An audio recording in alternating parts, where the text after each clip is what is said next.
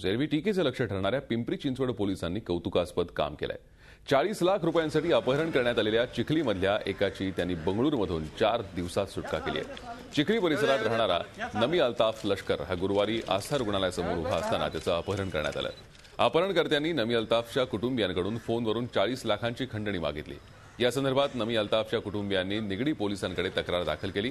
कुटुंबियांना आलेल्या फोनवरून पोलिसांनी तपास सुरू केला। त्यातून नमी अल्ताफला बंगळुरूला ठेवण्यात आल्याचं समोर आलं आणि त्यांनी त्यांची बंगळुरूमधून सुखरूप सुटका केली। या प्रकरणी पोलिसांनी 4 जणांना अटक केली आहे। विशेष म्हणजे ज्या नमी अल्ताफचं अपहरण झालं होतं त्याच्यावर कोट्यवधी रुपयांचा अपहार केल्याचा आरोप आहे। निगडी पोलीस या प्रकरणाचा तपास करत आहेत।